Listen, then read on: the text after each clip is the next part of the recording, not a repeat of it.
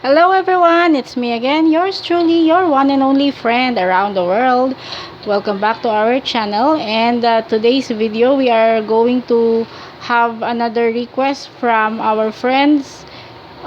They requested us to make the caldereta beef, and wag o-open, later na lang, sorry. And I would be mentioning first the ingredients, no? And I would not anymore stress myself to move around. I will just later on you will see in the two burners that I am using to drop the ingredients that I am going to mention. So first we will be having our garlic, onions, and then I prefer ginger as instead of using the sili, red or green sili. And we have our fresh tomatoes. I dice it already. And then we'll be having the for the vegetable, we'll be having the green bell pepper and the red bell peppers. And then pinagsama ko na siya dyan. And then we have the potatoes, carrots. Of course, those are unpeeled, but if you want to peel, bahala kayo. And then, of course, the main is the beef. So, I had already pre-marinated the beef. And I am using beef shank or kienzi because this is my choice. And then, for the sauce, we'll be having, of course, the gata. What brand is this? Baka naman, Jolly. And the all-purpose cream. We'll be having our tomato sauce. This is smaller version, so we have two of this one. Kasi we need that to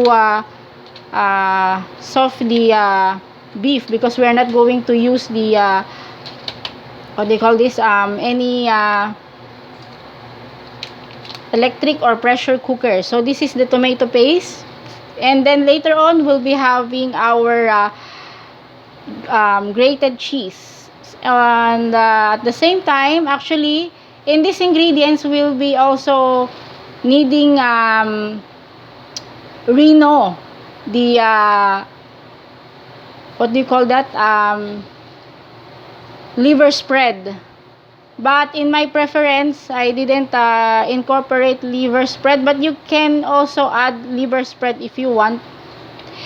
And basically that is how the kaldereta, full pack kaldereta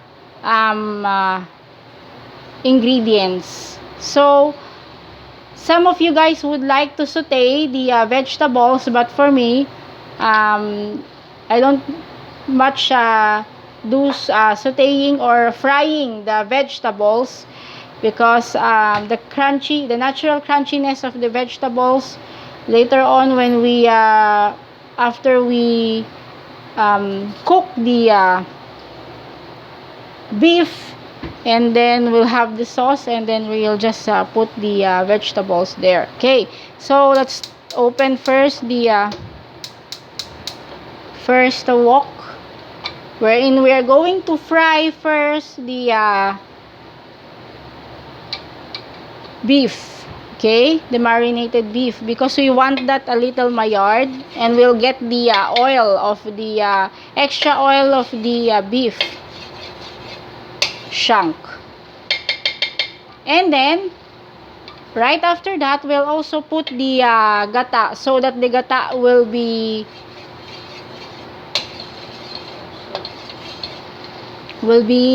cook well siya together with the beef. Okay, and then at least we control the oil, because too much oil is not going to be tasty. And also for the taste, I forgot to mention, I have already incorporated into the beef. I have there the Worcestershire and the dark soy sauce, and of course a little salt, no? So later on we have to be careful on adding those patis, but that is the for final step. So we have to taste the all the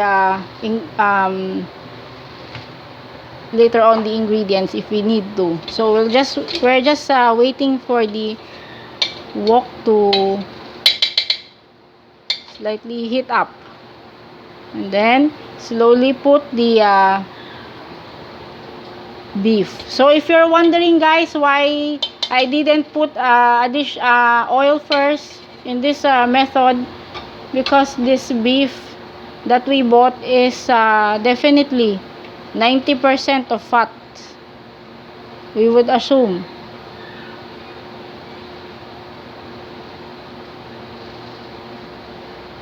So this is good.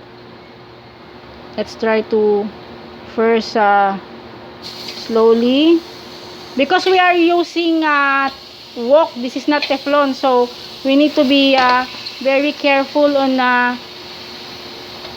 toasting, because it will be easily get mired. Okay, the beef will easily get mired because of the wok that we are using. See the beef shank, no? Sarap yan, bulalo. So yummy. So you can also use other beef cut if you want.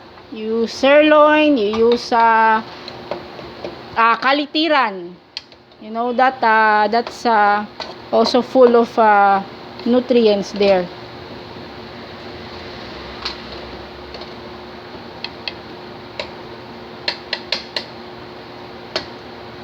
Okay. Actually, why are we going to toast this one to extract the oil? Aside from that, we would like to also want the meat to become a little browning or maillard, so that it will be more tasty.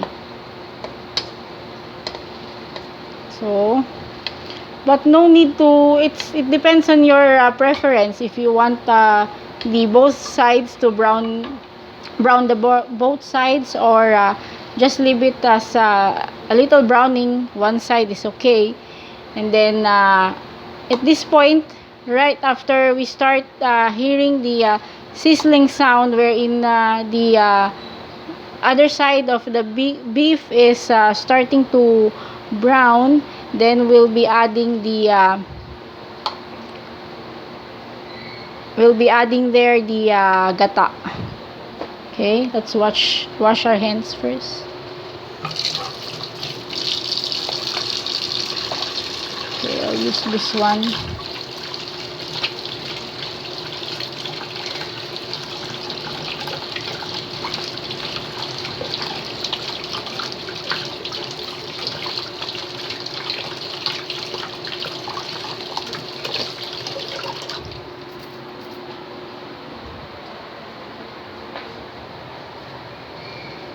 So again, let's just turn the heat in a low flame.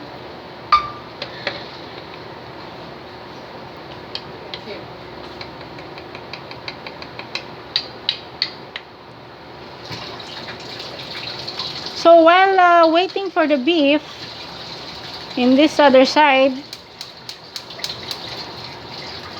what we are going to do, of course, we will be sauteing the garlic, the onions, and some stuffs. Okay. Now guys, I'm using both sides of the burner so that it will be easy for us to cook. Yun nga lang, huwag kayo mag-complain if you got lots of hugasin, but it's easy to make hugasin.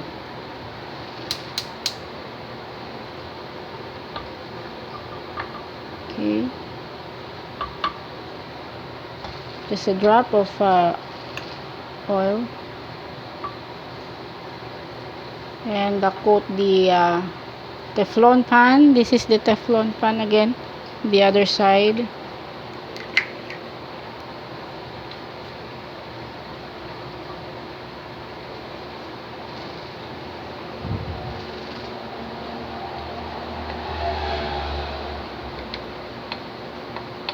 let's just wait for the oil to heat up and gently check the beef.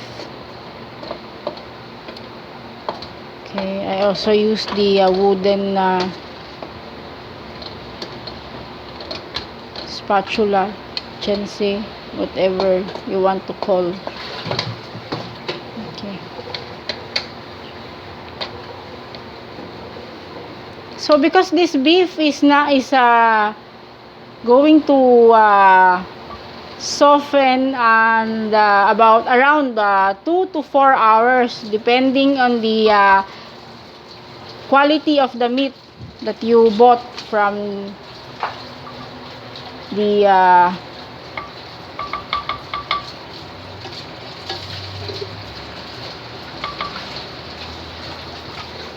from store or from the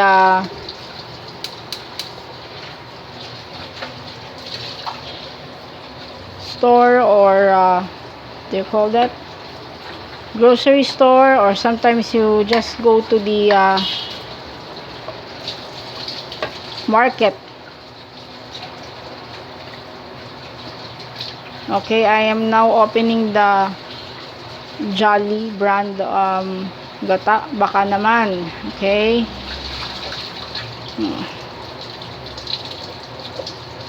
Why some of you guys actually put this together with the sauce straight, but I personally like to put this gata from the very beginning actually, but I realized that the beef is almost 90% or 95% of fat, so let's just make use of the oil and together with the gata. Okay, I already put the gata down to the beef, so no need to look for any maillarding there because I'm pretty sure that the other side is already maillard. Yes, because it's already I can feel the downside of the beef. Okay.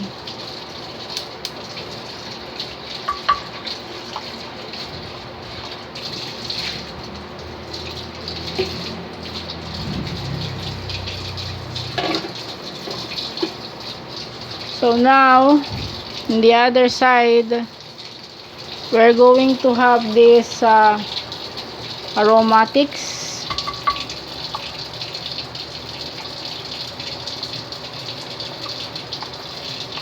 Down. Ito. Simutin lang natin yun. Oops, tulong kasi talaga yung yung aking panghalo. Okay. I forgot I have my spatula there. I used the old spatula.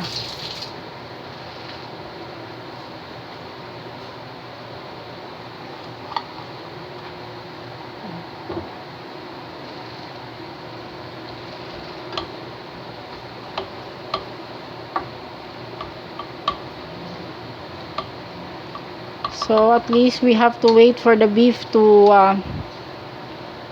cook. Okay. Gently, slightly cook, because if you're not going to start doing that, the beef will be very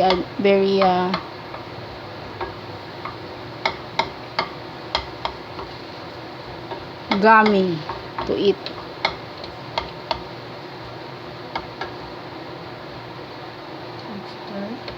Nung galawin, okay lang. Turn natin kasi yung red.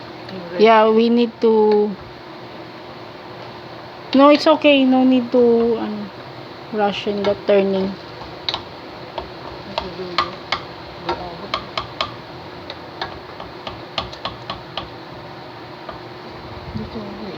Okay lang siya. Later on na lang yung kasi nga mag sobrang luto.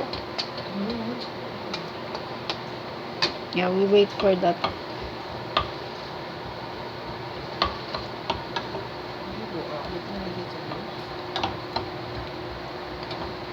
Hindi talaga si tita mapakali na hindi talaga siya Kaya kung may kasama kayo sa bahay na wala talagang ginagawa, expect nyo yun.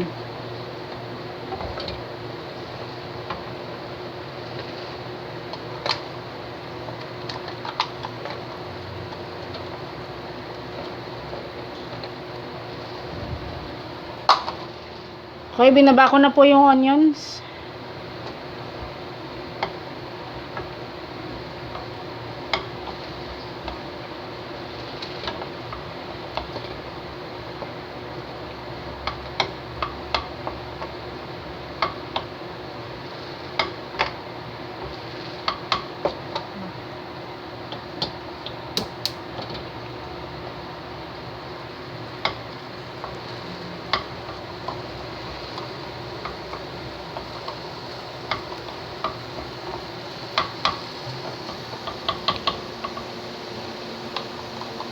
Hirap na daw, baka mamaya ma-judge kasi na ano, wala rang tumutulong.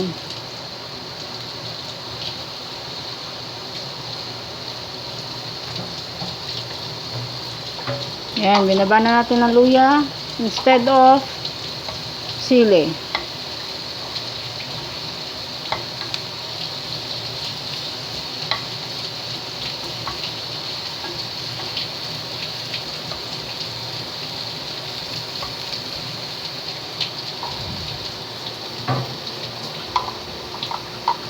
Then, the fresh tomatoes. Dapat maluto yan, guys. Para hindi siya nagkakaroon ng acid. Acid feel.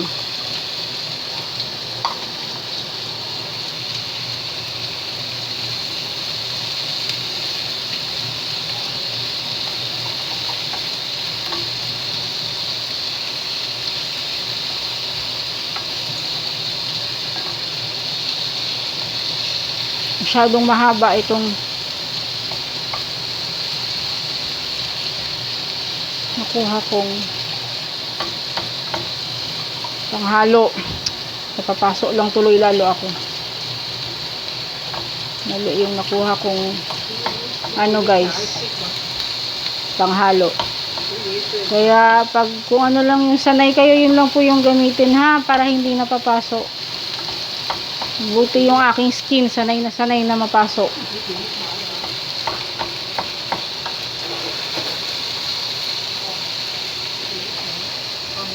Dalawa, para yung isa na rin. Hindi talaga ako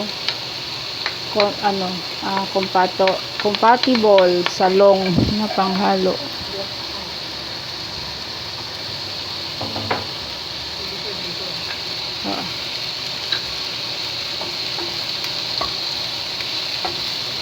Ayan, guys. Sige, okay na. Pakiuma na.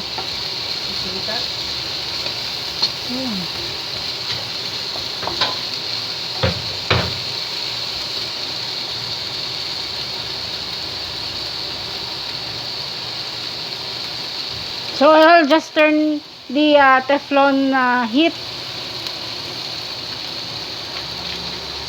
in very low flame. Kasi open lang natin yung tomato paste because we want this to cook together with the aromatics, ha. Because we don't want the tomatoes, fresh tomatoes, chopped, and the what do you call this, the tomato paste to have the acid reaction.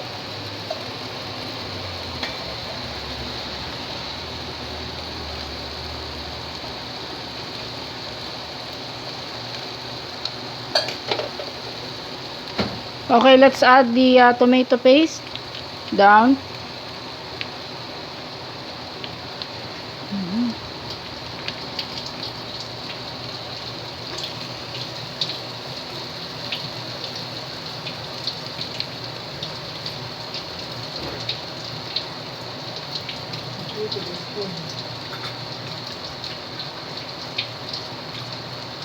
Okay, let's push this down. Down. There. Paste. It's tomato paste.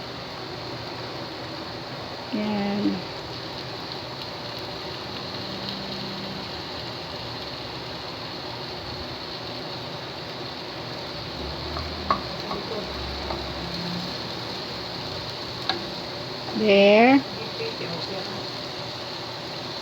Ha? Oo. There yun, guys. Sautay mo lang ng konti.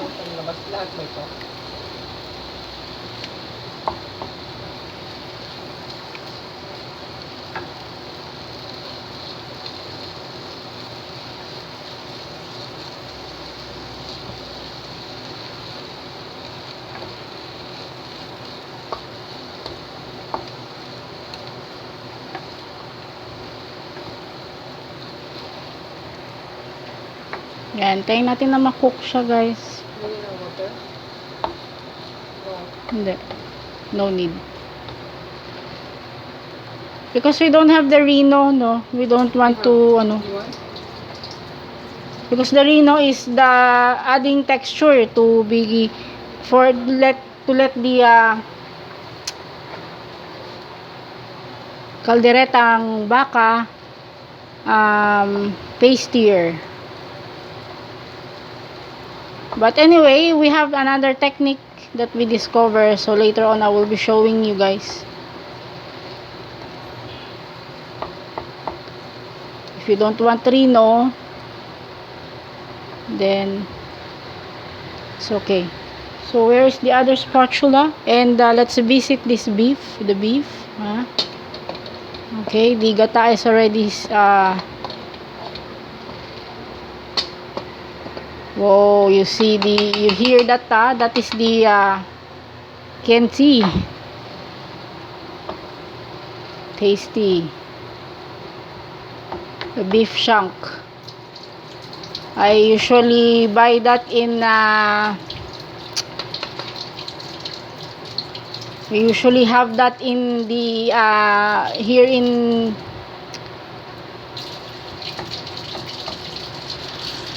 Batangas. They are also making the best offer of beef bulalo, but we discovered that we have also the best beef soup or beef nilaga there in Sobel Rojas. Yeah, I choose to have the bulalo itself, diba, the kienzi, wherein we'll be just eating the meat, diba, yung middle yung whole ng bulalo.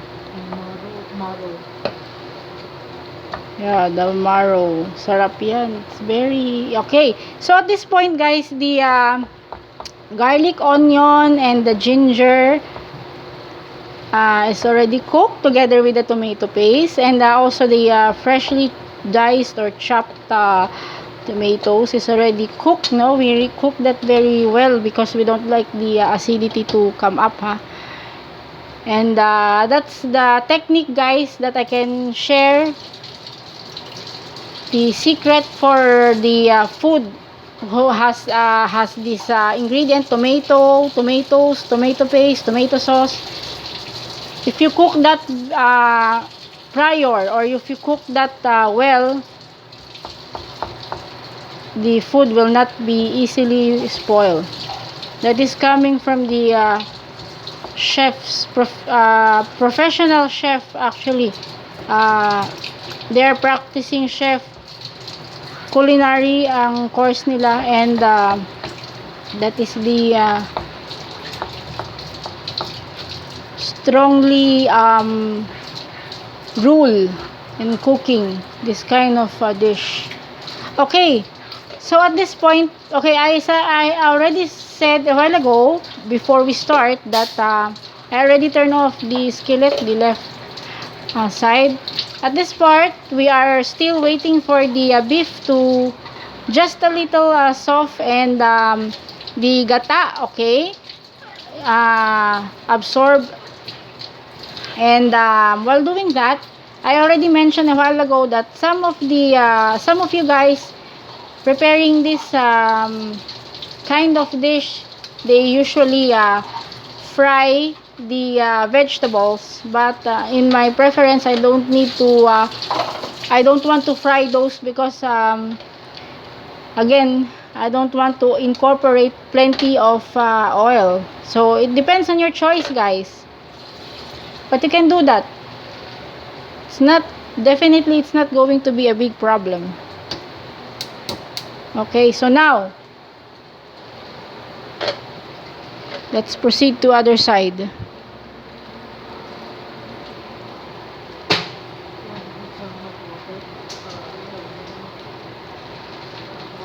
We are not going to have the, okay, where is the scissor? There. Okay, let's pour the tomato sauce down here, in because it's already boiling naman eh. Okay, now you see the this is what I mean, no? The gata is already absorbing together with the beef. Okay, actually some Filipinos or some of our friends like the beef to be maillard. Okay, but this is okay for me as long as it's cooked. It will be tasty. Okay, I'm putting down the first pack of our tomato sauce. Tomato sauce yan, guys, ha. Baka mamaya may mag-chat, di tomato sauce yan. Kayo minsan eh, sinabi ng tomato sauce eh, ayaw pa maniwala.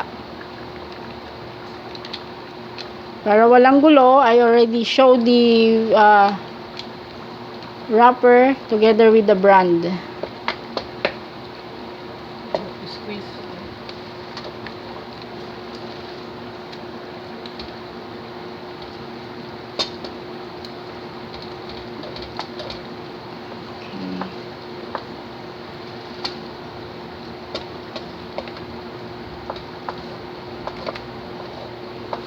The other one din po. So we'll also add the another pack of tomato paste, tomato sauce. So now I'll bring down the potatoes.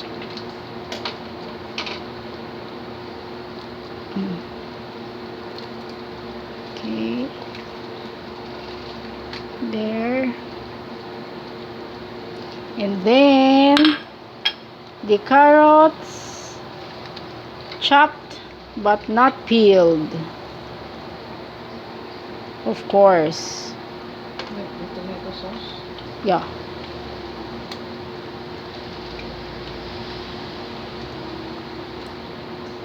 Let's bring everything down. The bell pepper, the green and red bell pepper will be later on.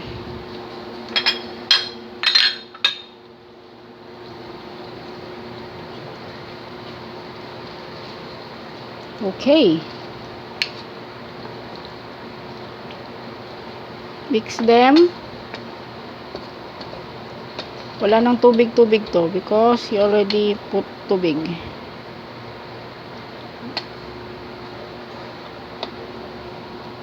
Later on, we'll check if we need to add some tubig for that. But the beef, I checked a while ago and I have already made the massage because it's not me who towed the beef. So, but it's I think the quality of the meat is okay. So now I will be adding the tomatoes and the paste.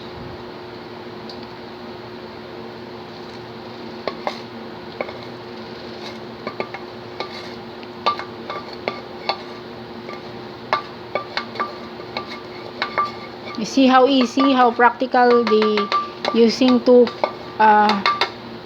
burners. Oops, sorry. Preparing this instead of stressing myself transferring from one plate to another plate right after doing the saute and etc. So it's better.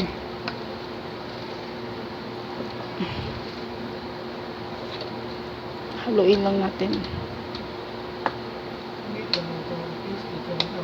Wait lang. Wait, I'll wash my hands first so that I can move.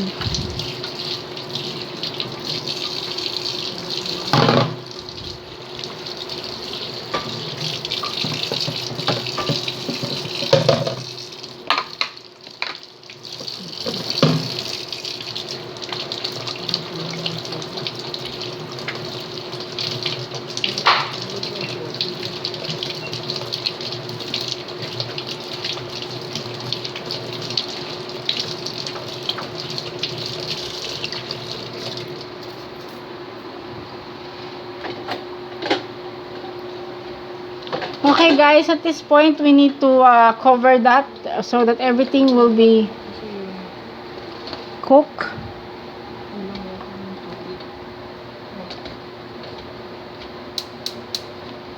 And mag-soft lahat. Okay, just cover this one so that it will be easy to cook this vegetable. Okay, I didn't already show you guys, if you're wondering why I didn't add the what do you call this, the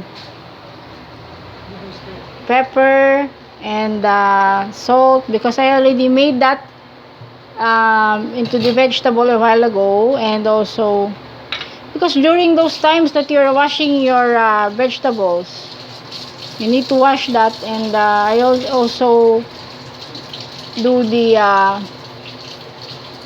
when I dry the washed potatoes or vegetables, I need to have some salt. And at times, like the potatoes, I usually add a pinch of baking soda to rub those potatoes. Okay, so that is why. So let us just wait for that to boil. And right after boiling, we'll see if the beef is good, and then if it's not, let's just have to add